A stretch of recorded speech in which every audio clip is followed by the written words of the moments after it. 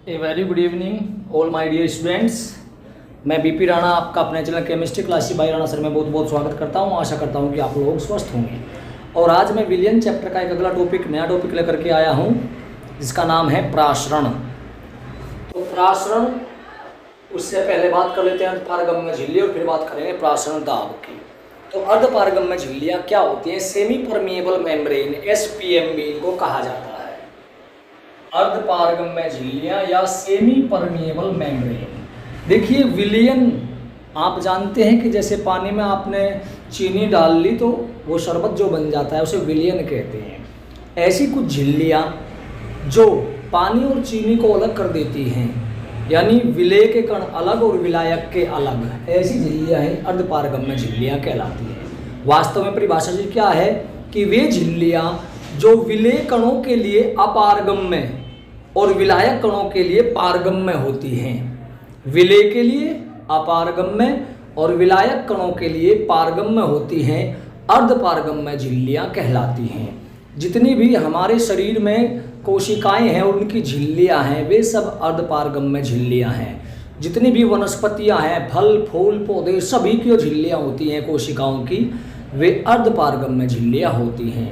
यानी उनके द्वारा विलायक के अणु तो छन जाते हैं, दूसरी ओर निकल जाते हैं, लेकिन विलेय के अणु कभी भी उनके द्वारा नहीं निकल पाते हैं, तो उन्हें अर्धपारगम्य झिल्लियां कहते हैं। जैसे अंडे की झिल्ली, प्याज की झिल्ली, कॉपर फेरोसाइनाइड की कृत्रिम झिल्ली, जंतु तथा वनस्पति कोशिकाओं की झिल्ली, तो उन्हें कहते हैं अर्धपारगम्य झिल्लियां। अब बात कर लेते हैं परासरण।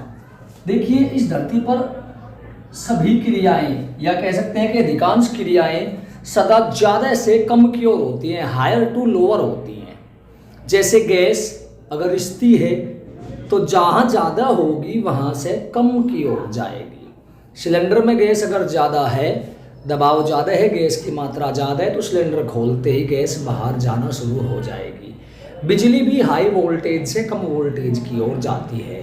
पानी का बहाव भी हाई ऊंचाई से, यानी ऊंचाई से ढलान की ओर, नीचाई की ओर होता है। तो सभी क्रियाएं ज़्यादा से कम की ओर होती है, लेकिन एक क्रिया इस धरती पर है जो कम से ज़्यादा की ओर होती है, उसे ही कहा जाता है प्रासरण। परिभाषा क्या है? अर्धपारगम्य झिल्ली द्वारा कम सांद्रता से अधिक सांद्रता की ओर विलायक के अणुओं का स्वतः प्रवाह ही प्रासरण कहलाता है। कम सांद्रता से अधिक सांद्रता की ओर अर्धपारगम्य झिल्ली द्वारा विलायक के अणुओं का स्वतः प्रवाह।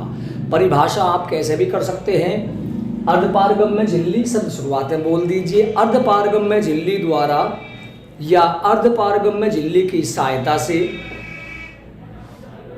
कम सांद्रता से अधिक सांद्रता की ओर विलायक के अणुओं का स्वतः प्रवाही प्रासरण कहलाता है। या अर्धपारगम्य झिल्ली की सहायता से विलायक के अणु जब कम सांद्रता यानी फीके विलयन, तनु विलयन से सांद्र विलयन की ओर जाते हैं, तो इसको ही प्रासरण कहा जाता है। अथवा प्रासरण वह क्रिया है जिसमें विलायक के अणु अर्धपारगम्य झिल्ली द्वारा कम सांद्रता से अधिक सांद्रता की ओर गमन करते हैं, कैसे भी आप कह लीजिए।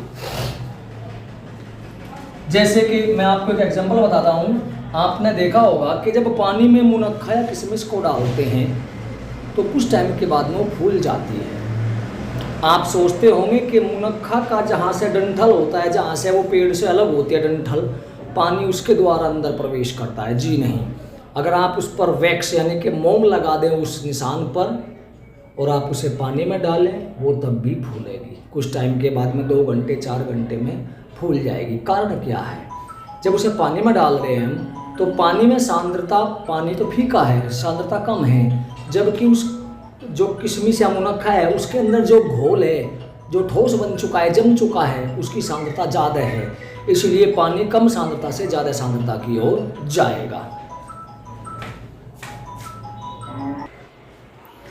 तो कहने का मतलब ये हुआ कि कम सांद्रता से अधिक सांद्रता की ओर विलायक के अणु चले जाते हैं। लेकिन दूसरी कंडीशन में आप अंगूर लीजिए और उसको चीनी के गाढ़े घोल, जिसे आप बखर या चाशनी कहते हैं, उसमें डाल दीजिए। आप पाएंगे कि अंगूर कुछ समय के बाद में पिचक जाएगा। क्यों? क्योंकि अंगूर के अंदर का घोल है फीका। दोनों कंडीशन बता देता हूँ। यहाँ जल भरा हुआ है, शुद्ध जल, ये भी जल है। इस जल में हमने डाल दिया आपकी किशमिश या मुनक्खा, ठीक है जी, जो पिच की हुई थी। अब जल की सांद्रता है कम, यानी ये फीका है, तनु है, और किशमिश के अंदर घोल हो गया गाढ़ा यानी कि सांद्र।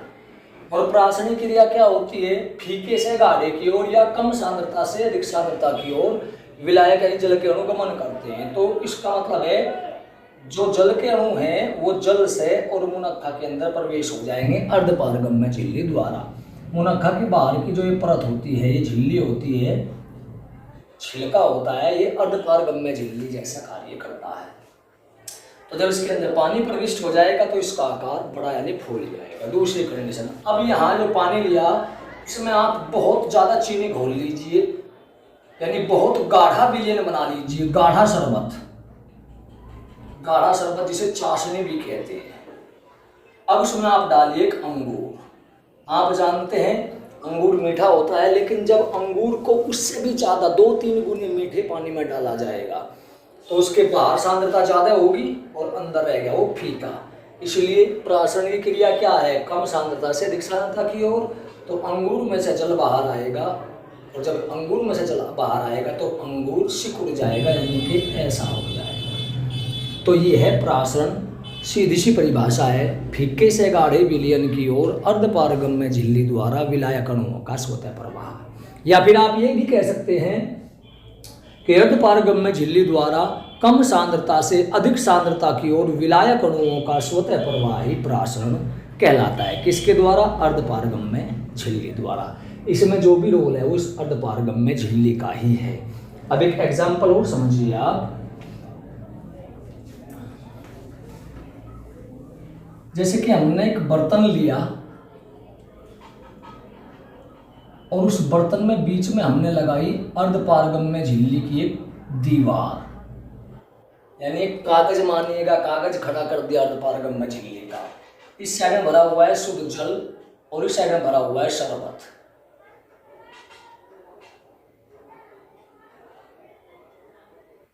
तो किसकी सांद्रता ज्यादा है, किसका गाढ़ापन ज्यादा है, आप बताएं।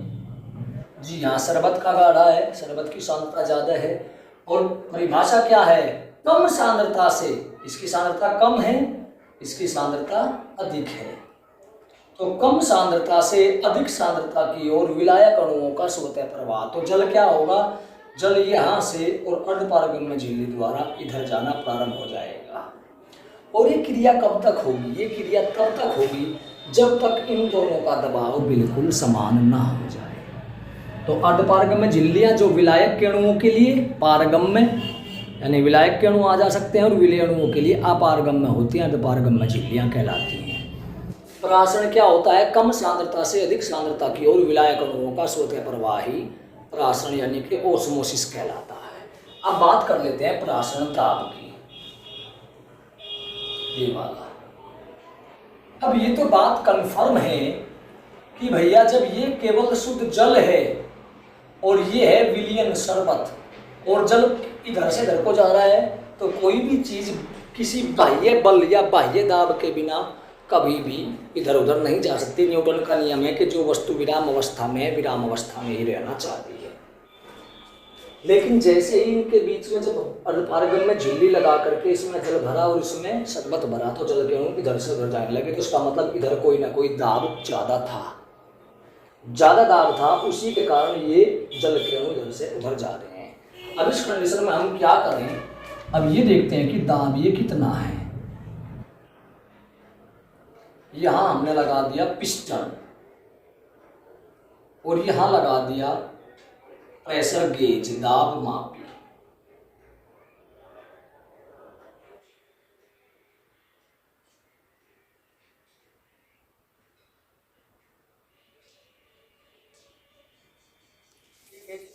अब हमने इस पिस्टन को, क्योंकि जल के अणु तो इधर से उधर जा रहे हैं, अब हमने इस पिस्टन को धीरे से ऊपर से दबाना शुरू कर दिया।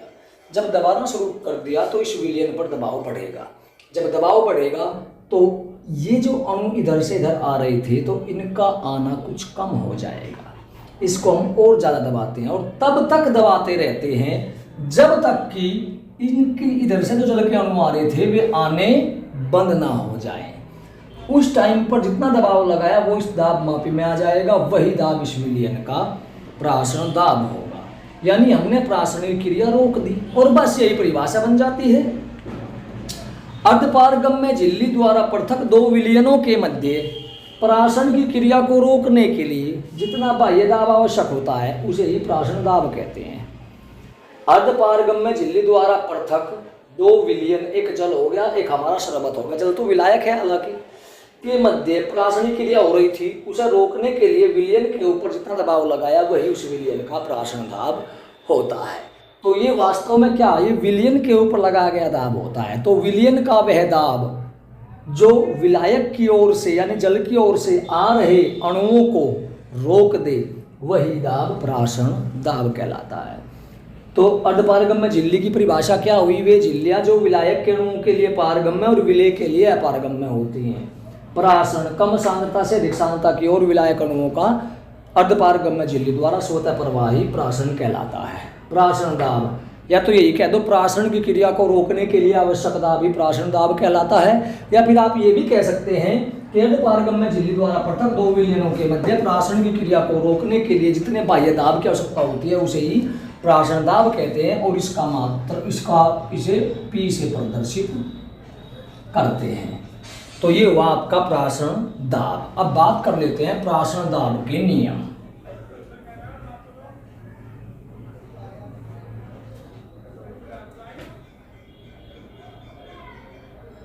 प्राशन दाब के नियम देखिए, जैसे गैसों के जो नियम थे, बायल का नियम था, चार्ल्स का नियम था, इसी प्रकार विलयनों के प्राशन दाब के लिए वान ठाप ने दो नियम दिए थे। उनके पहले नियम को कहा गया था बायल वान ठाप नियम।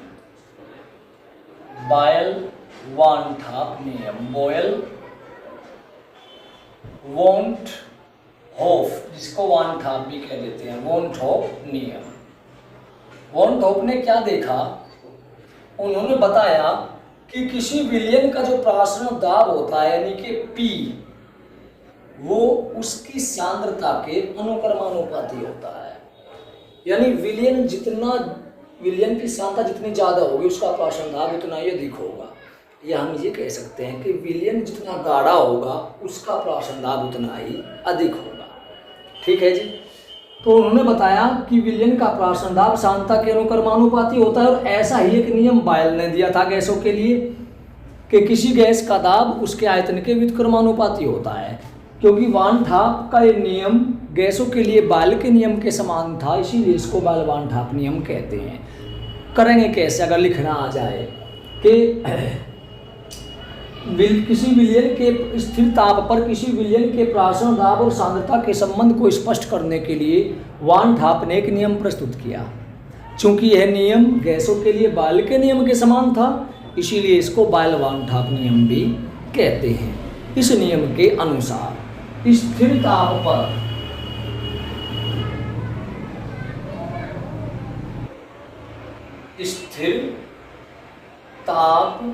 पर किसी विलयन का प्राशन दाब उसकी सांद्रता के अनुक्रमानुपाती होता है।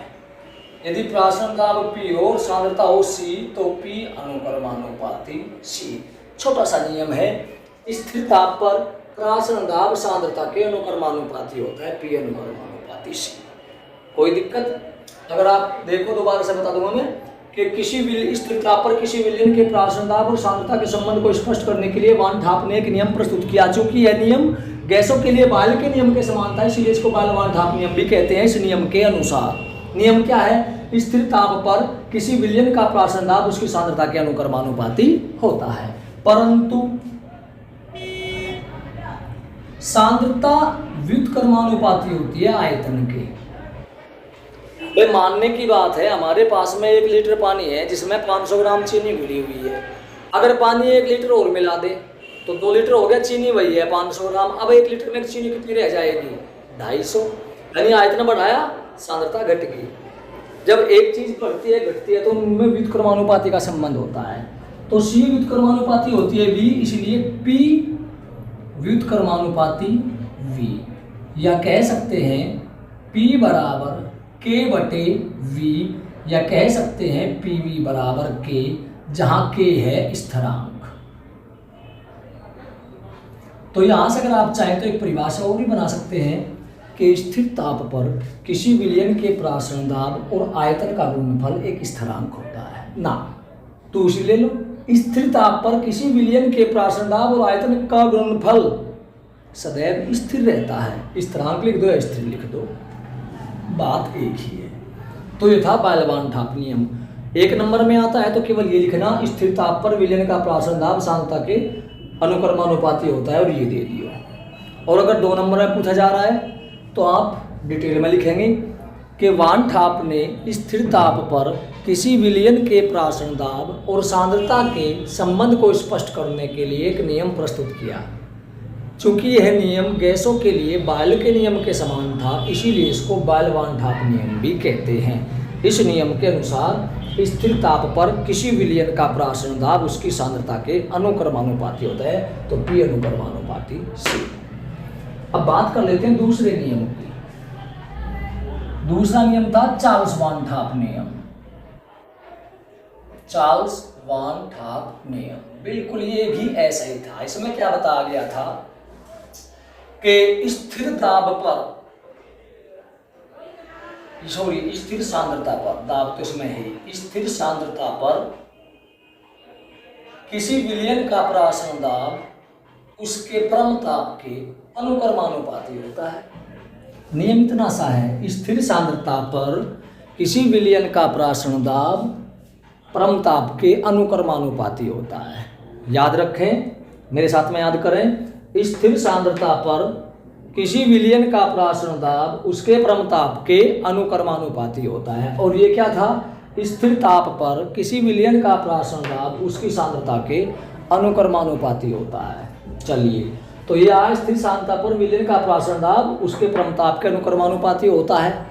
अगर 2 नंबर में आता है तो कैसे लिखेंगे, वान-ठाप ने किसी विलयन के प्राशन दाब और परमताप के संबंध को स्पष्ट करने के लिए एक नियम प्रस्तुत किया। चूंकि यह नियम गैसों के लिए चार्ल्स के नियम के समान था, इसीलिए इसको चार्ल्स-वान-ठाप नियम भी कहते हैं। इस नियम के अनुसार स्थिर सांद्रता पर किसी विलयन का प्राशन दाब उसके परमताप के अनुक्रमानुपाती होता है, यानी P अनुक्रमानुपाती T। या कह सकते हैं बेटे P बराबर KT, या कह सकते हैं T को लेफ्ट में ले आओ, P बटे T बराबर K।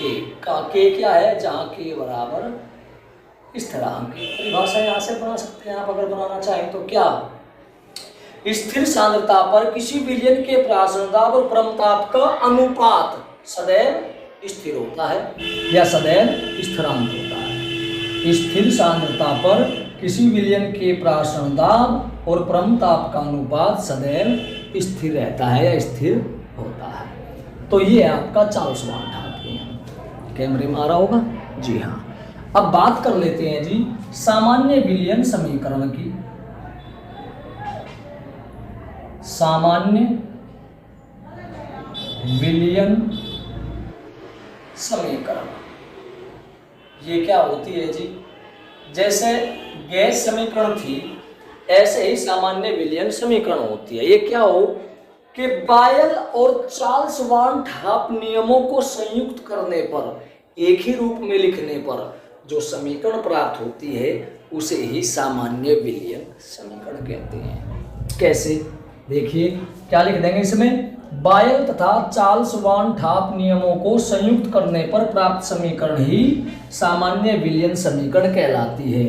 लिखते रहेंगे, अगर आप लोग लिखना चाहें तो क्या लिख देंगे इसमें, बायल तथा चार्ल्स-वान-ठाप नियमों को संयुक्त करने पर प्राप्त समीकरण ही सामान्य विलयन समीकरण कहलाती है। फिर क्या लिखेंगे कि P व्युत्क्रमानुपाती V, ये है बायल-वान-ठाप नियम।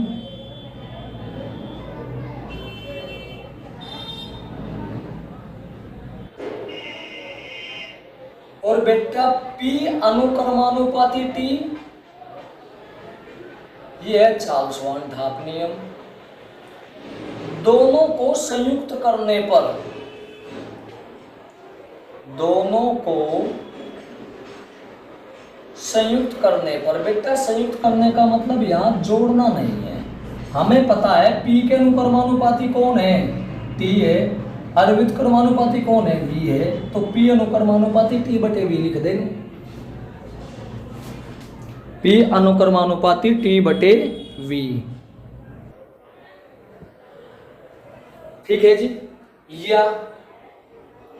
या करके लिखेंगे बेटा P बराबर KT बटे V, जहां K क्या है, K बराबर है बच्चों स्थिरांक, V को इस साइड में ले जाएंगे, PV बराबर KT, समीकरण नंबर 1। दोबारा समझेंगे, बायल तथा चार्ल्स वान ढाप नियमों को संयुक्त करने पर प्राप्त समीकरण ही सामान्य विलियन समीकरण कहलाती है। P व्युत्क्रमानुपाती V बायल वान ढाप नियम, P अनुक्रमानुपाती T चार्ल्स वान ढाप नियम, दोनों को एक रूप में लिख देंगे तो P अनुक्रमानुपाती T बटे V आ जाएगा।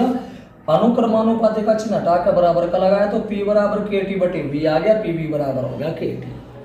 अब ये जो समीकरण है, समीकरण 1 में K क्या है, स्थिरांक है, और एक मोलर विलियन यानी ऐसा विलियन जिसमें किसी पदार्थ का 1 मोल घुला हो, उसके लिए K का मान सदैव स्थिर रहता है। तो यहां से बाद में क्या लिखेंगे कि समीकरण 1 में K एक स्थिरांक है, परंतु एक मोलर विलियनों के लिए K का मान सदैव स्थिर रहता है, अतः इसे सार्वत्रिक विलियन स्थिरांक कहते हैं तथा S से प्रदर्शित करते हैं।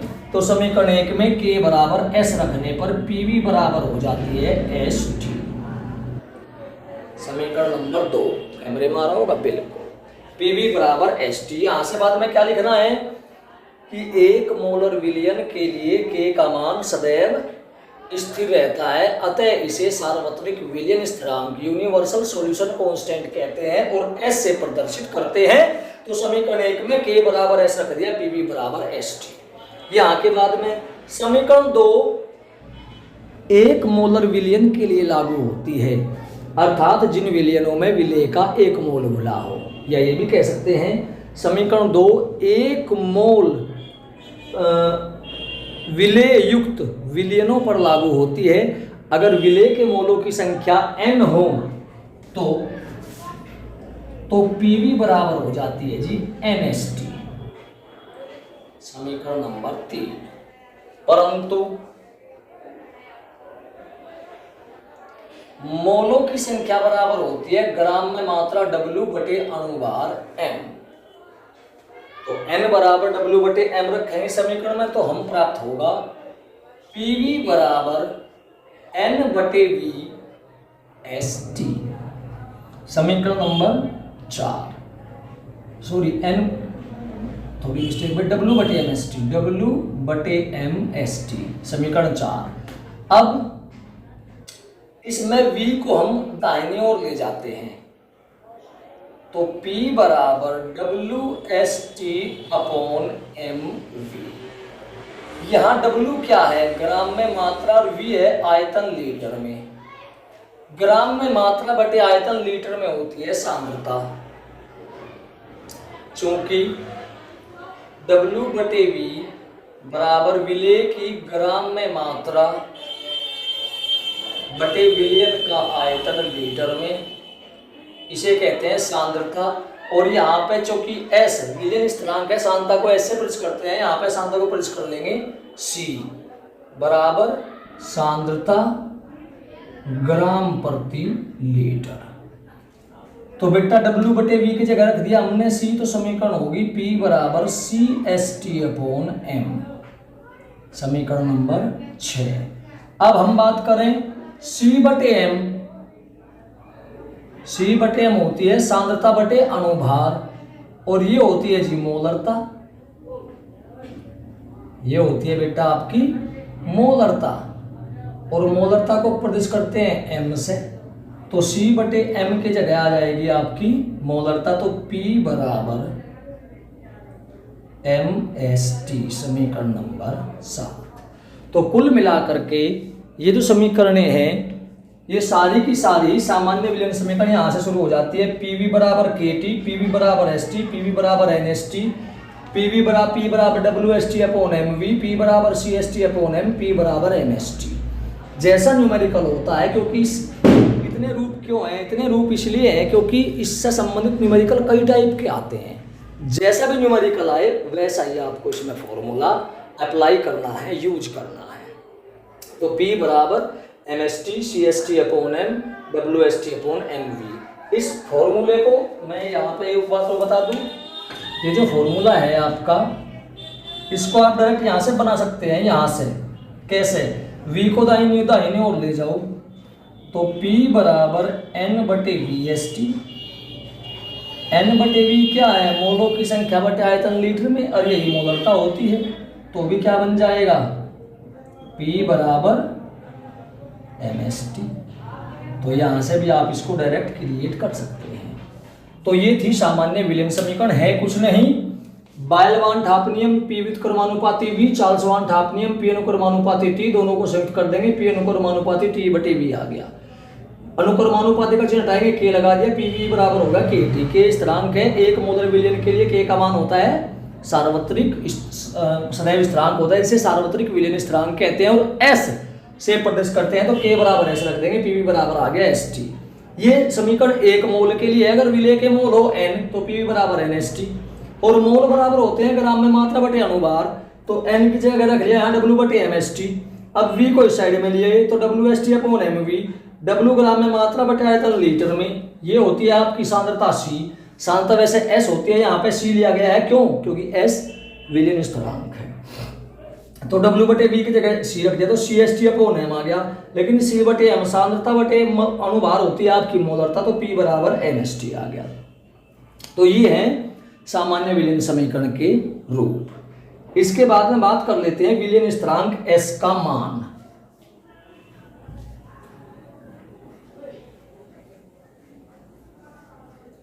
विलयन स्थिरांक S का मान, जो S है आपका विलयन स्थिरांक S का मान। देखिए हम जानते हैं कि हम क्या लिखेंगे, हम जानते हैं कि एक मोल विलेय युक्त विलयन के लिए या एक मोलर विलयन के लिए पीवी बराबर होती है एसटी। एक मोल विलेय युक्त विलयन के लिए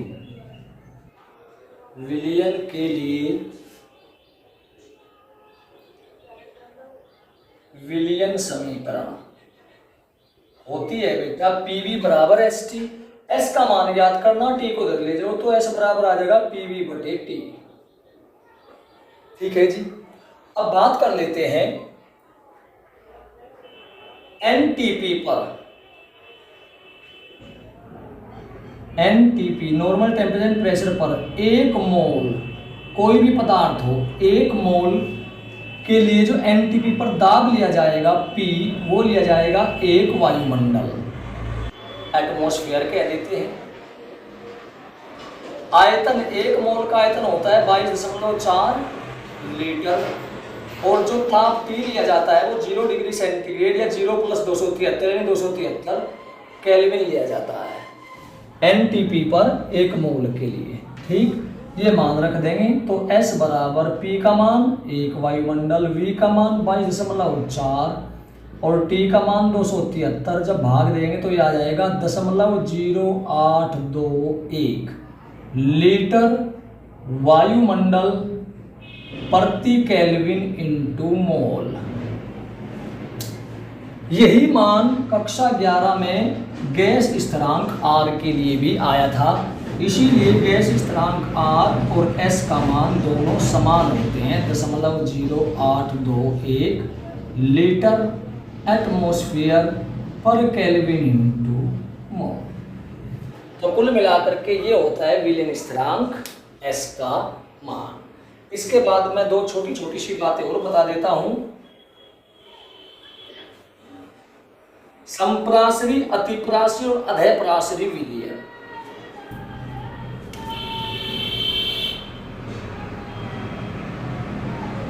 संप्रासरी,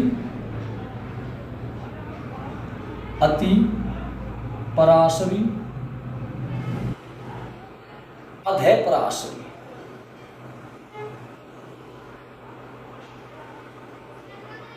विलयन समान या स्थिर कह लीजिए, समान ताप पर जिन दो विलयनों के प्राशन दाब समान होते हैं उन्हें संप्रासरी कहते हैं। प्राशन दाब समान है तो उनमें प्राशन क्रिया नहीं होने की, तो ये भी कह देते हैं कि स्थिर ताप पर अर्धपारगम्य झिल्ली द्वारा पृथक जिन विलयनों के मध्य प्राशनिक क्रिया नहीं हो सकती है संप्रासरी विलयन कहलाते हैं। या सिंपल सी वही रखिए कि समान ताप पर जिन विलयनों के प्राशन दाब समान होते हैं संप्रासरी विलयन कहलाते हैं। अतिपरासरी और अधेपरासरी, समान ताप पर दो विलयनों में जिस विलयन का प्राशन दाब अधिक होता है उसे अतिपरासरी और जिसका कम होता है उसे अधेपरासरी कहते हैं। समान या स्थिर ताप पर जिस विलयन का प्राशन दाब अधिक होता है उसे अतिपरासरी, जिसका कम होता है उसे अधेपरासरी कहते हैं। संप्रासरी में एक बात का और ध्यान रखना कि संप्रासरी विलयनों के मोलर सांद्रण N1/V1 बराबर N2/V2 बराबर होते हैं और N/V होती है मोलरता, यानी M1 बराबर M2, यानी संप्रासरी विलयनों की मोलरताएं भी बराबर होती हैं। तो संप्रासरी जिनके प्राशन दाब समान हो, अतिपरासरी जिसका ज्यादा हो, अधेपरासरी जिसका कम होता है। अब एक लास्ट का टॉपिक व्युत्क्रम प्रासरण। व्युत्क्रम प्रासरण जिसको रिवर्स ओस्मोसिस कहते हैं, रिवर्स ओस्मोसिस। और रिवर्स ओस्मोसिस से लिया गया है RO, जिसे RO कहते हैं आप, जिसका पानी में यूज करते हैं पानी साफ करने के लिए, वही RO होता है। किसी विलयन के प्राशन दाब से अधिक दाब जब उस विलयन पर लगाया जाता है, देखिए थोड़ी सी मेहनत करने की आवश्यकता है। ये अर्धपारगम्य झिल्ली, ये जल और ये विलयन, इनके बीच में प्राशनिक क्रिया हो रही है और जल लेफ्ट टू राइट जा रहा है क्योंकि शरबत गाढ़ा है विलयन और ये केवल जल। लेकिन जब इस पर हमने दाब अप्लाई करना शुरू किया पिस्टन के द्वारा, तो जैसे दाब लगेगा तो एक स्थिति ऐसी आएगी कि पहले इनका तो कुछ कम हो जाएंगे और फिर और दबाएंगे तो इधर से इधर अणु बिल्कुल भी जाना बंद कर देंगे। लेकिन अगर इसी कंडीशन में हम और दाब बढ़ा दें तो दाब बढ़ाने पर क्या होगा कि अणु जो है वो अधिक सांद्रता से कम सांद्रता की ओर, भाई दाब लग रहा है तो जाना पड़ेगा, तो अधिक सांद्रता से कम सांद्रता की ओर जाने लगेंगे। और क्योंकि ये क्रिया है प्राशन के बिल्कुल विपरीत, इसीलिए इसको व्युत्क्रम प्राशन या रिवर्स ओस्मोसिस कहते हैं। तो परिभाषा क्या है, किसी विलयन का जो प्राशन दाब है उससे अधिक दाब जब विलयन साइड में लगाया जाएगा तो विलायक के अणु अधिक सांद्रता से कम सांद्रता की ओर, यानी विलयन से विलायक की ओर जाना शुरू हो जाएंगे। क्योंकि ये क्रिया प्राशन के विपरीत है, इसलिए इसको व्युत्क्रम प्राशन या रिवर्स ओस्मोसिस कहते हैं। और इसका उपयोग समुद्री जल के शोधन में किया जाता है। आजकल तो इसका उपयोग हर घर में हो रहा है, जो RO लगे हुए हैं। तो भविष्य में जब समुद्र के पानी का यूज हम करेंगे पीने के लिए, क्योंकि पानी का दोहन बहुत चला हुआ है, तो जैसे जैसे पानी का दोहन होता जाएगा पानी कम हो जाएगा, सोर्स रहेगा क्या, समुद्र। तो समुद्र के जल को पीने में जब यूज करना पड़ेगा तो RO का यूज करना पड़ेगा। बहुत बड़े बड़े RO होंगे, बहुत बड़े बड़े RO होंगे, जिनमें दिन में लाखों टन जल का शोधन वहाँ करेगा और वो विभिन्न प्रकार मतलब विभिन्न शहरों में देशों में पहुँचाया जाएगा। तो किसी विलयन के प्राशन दाब से अधिक दाब जब विलयन पर लगाया जाता है तो विलायक के अणु विलयन से विलायक की ओर या अधिक सांद्रता से कम सांद्रता की ओर जाने लगते हैं। चूंकि यह क्रिया प्राशन के विपरीत होती है, इसीलिए इसको व्युत्क्रम प्राशन कहते हैं। इसका उपयोग जल के शोधन में, समुद्री जल के शोधन में किया जाता है। तो कुल मिलाकर के ये था प्राशन पारगम्य झिल्ली, प्राशन दाब के नियम, बायलवान ठाप, चार्ल्स वान ठाप, सामान्य विलयन समीकरण, विलयन स्थिरांक S का मान, संप्रासरी, अतिपरासरी, अधेपरासरी विलयन, व्युत्क्रम प्राशन। तो ये सारे के सारे प्राशन संबंधित टॉपिक थे। नेक्स्ट वीडियो में प्राशन दाब के विभिन्न प्रकार के न्यूमेरिकल में डाल दूंगा। तब तक के लिए आपसे आज्ञा चाहता हूँ और आशा करता हूँ कि आपको ये वीडियो पसंद आया होगा। अगर वीडियो पसंद आया हो तो वीडियो को लाइक और शेयर करना न भूलें और मेरे channel chemistry classes bye Rana sir को सब्सक्राइब जरूर कर लीजिएगा। धन्यवाद। जय हिंद, जय भारत।